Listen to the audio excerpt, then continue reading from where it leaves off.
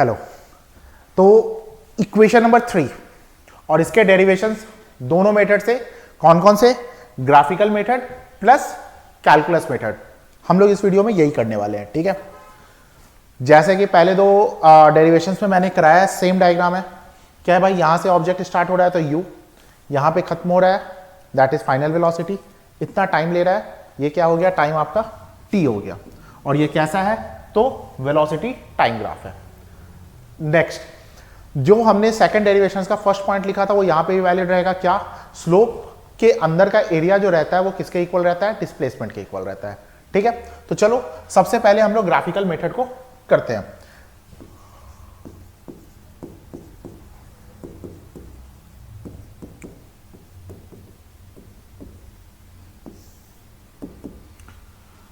जब हमने second equation को डिराइव किया था तो हमने क्या किया था, एरिया ऑफ रेक्टेंगल और एरिया ऑफ ट्रायंगल को लिया था। लेकिन यहां पे ये काम नहीं करेंगे हम लोग। क्या करेंगे, ध्यान से देखो, ये ट्रेपीजियम की तरह दिख रहा है ना।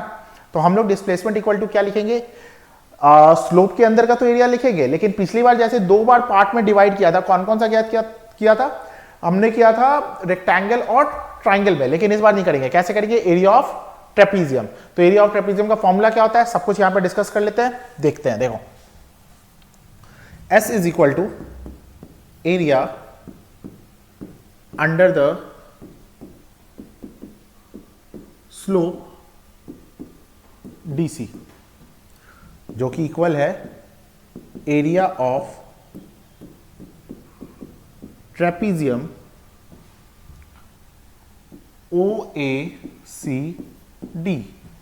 अब देखो, अगर एक ट्रेपीजियम है, अगर एक लेट से ABCD, तो इसका एरिया क्या होता है भाई? ट्रेपीजियम क्या होता है, जिसके एक क्या होते हैं, पैरेलल पेयर होते हैं, यानी DC पैरेलल किसके होता है, AB के। और इसका ये मान लेते हैं क्या है, हाइट है। तो देखो ये होता है, दोनों पैरेलल साइड को प्लस कर दो, किसको किसको, AB को और CD को, और इनटू मल्टीप्लाई कर दो हाइट से। दोनों पैरेलल साइड को क्या कर दो, प्लस कर दो, और मल्टीप्लाई कर दो हाइट से, और उसका हाफ। ये जो होता है एरिया ऑफ ट्रेपीजियम होता है। तो यहां पे यूज करते हैं सेम बात भाई। यहां पे क्या हो जाएगा, हाफ इंटू, देखो ये यहां से यहां तक AC क्या है, फाइनल वेलोसिटी है, तो AC प्लस ये क्या हो गया, OD। दोनों पैरेलल साइड्स तो यही है, और बीच का हाइट क्या हो गया आपका, difference between the parallel sides, मतलब दोनों समानांतर रेखाएं, दोनों पैरेलल लाइंस के बीच का डिफरेंस कितना हो गया, OA, है ना। तो हमने क्या लिखा, OA। भाई ये क्या हो गया, हाफ AC क्या है, V, प्लस OD ये क्या है, U, और OA यहां से क्या हो गया, T। और ये किसके इक्वल आ रहा है, S के इक्वल आ रहा है, ठीक है। चलो फिर से वापस चलते हैं इक्वेशन फर्स्ट में। इक्वेशन फर्स्ट में अगर चलते हैं तो देखो, V is equal to U plus AT होता है। मैं U को इधर लेके आ जाऊं तो V minus U is equal to AT, और यहां से क्या आ जाता है, T is equal to V minus U upon A।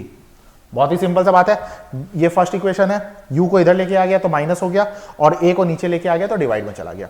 अब ये T का वैल्यू यहां पे इंसर्ट कर देते हैं, तो क्या हो जाएगा, S is equal to half V minus U, ठीक है। और T के जगह पे क्या लिख देंगे, V plus U upon A। अब देखो यहां पे ध्यान से, A minus B, A plus B, class 9 में हमने पढ़ा था A minus B, A plus B किसका फॉर्मूला होता है, A square minus B square का। तो क्या हो जाएगा, S is equal to A minus B, A plus B, V square minus U square upon 2AA। तो यहां से 2AS is equal to V square minus U square. ये आपका क्या है, ग्राफिकल मेथड से थर्ड डेरिवेशन है। समझ में आ गया होगा, बहुत ही इजी तरीके से। पिछली बार क्या किया था, सेकंड इक्वेशन जब करना था तो हमने क्या किया था भाई, रेक्टेंगल और ट्रायंगल लिया था। इस बार क्या लेंगे, ट्रेपीजियम लेंगे, ठीक है। अब इसी चीज को किस तरीके से करेंगे, कैलकुलस मेथड से करेंगे। चलो भाई करते हैं कैलकुलस मेथड से। By calculus method. Acceleration is equal to क्या होता है, change in velocity upon change in time. उसी बात को फिर से स्टार्ट कर रहे हैं, जैसे कहां से स्टार्ट किया था, फर्स्ट इक्वेशन ऑफ मोशन किया था, सेकंड में क्या किया था, velocity is equal to ds by dt किया था, फर्स्ट में कैसे किया था, a is equal to dv by dt किया था। तो उसी तरीके से करना है, यानी कि मैं क्या लिख सकता हूं, dv बाई dt। अब यहां पे एक चीज आपको याद करना है, क्या याद करना है कि ऊपर नीचे हम लोग मल्टीप्लाई कर देंगे क्या चीज से, ds से। हमने क्या किया कि भाई ds को ऊपर नीचे मल्टीप्लाई कर दिया, कोई दिक्कत नहीं है, कर सकते हैं, मैथ्स के रूल के अकॉर्डिंग कर सकते हैं। अच्छा, a इज इक्वल टू, ध्यान से देखो, ये ds बाई dt क्या हो जाता है, change in displacement upon change in time is equal to velocity. तो मैं क्या बोल सकता हूं, v डॉट dv, और इस ds को इधर लेके आ जाओ तो क्या हो जाएगा हमारा finally, a dot ds is equal to v dot dv। क्या हमारे पास कुछ करने को बचता है सिवाय इंटीग्रेशन के, तो चलो इंटीग्रेशन करते हैं। ये हमारा यहां तक आ गया, अब क्या करेंगे, इंटीग्रेटिंग बोथ साइड्स। अगर इंटीग्रेट कर रहे हैं तो क्या हो जाएगा, a dot ds is equal to v dot dv, दोनों को इंटीग्रेट कर रहे हैं। a क्या है, अच्छा दोनों को इंटीग्रेट कर रहे हैं, a क्या है, कांस्टेंट है, तो यानी इंटीग्रेट किसको कर रहे हैं, ds को। कहां से कहां तक करेंगे, s से 0 तक। यहां पे किसको इंटीग्रेट कर रहे हैं, वेलोसिटी को। तो वेलोसिटी कहां से कहां गया था, ग्राफ में याद है, u से v तक, तो कहां से कहां तक करेंगे, u से v तक।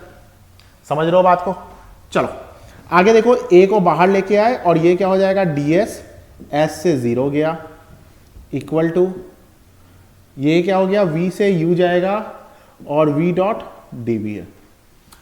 याद करो, मैंने आप लोग को ये वाला रूल बता रखा है क्या भाई, कि x का पावर n डॉट dx को इंटीग्रेट करोगे तो पावर में n प्लस करना होगा और उसी नंबर से नीचे डिवाइड करना होगा। फिर से, x का पावर n को इंटीग्रेट करोगे तो पावर को 1 से प्लस करना होगा और उसी नंबर को उसी नंबर से डिवाइड करना होगा, यानी कि n प्लस 1 से। सेम फंडा यहां पे लगाते हैं भाई, a ds को किया इंटीग्रेट तो हो गया s, कहां से कहां जाएगा, s से 0। v को इंटीग्रेट करेंगे तो v का पावर 1 है, 1 प्लस 1 यानी कि v स्क्वायर, और इसी से डिवाइड करेंगे और कहां से कहां तक लेके जाएंगे, u से v तक। भाई यहां पे क्या हो गया, a s माइनस 0, और यहां पे हो जाएगा, पहले v वैल्यू रखेंगे तो v स्क्वायर अपॉन 2 और माइनस u स्क्वायर अपॉन 2। समझ रहे हो, आगे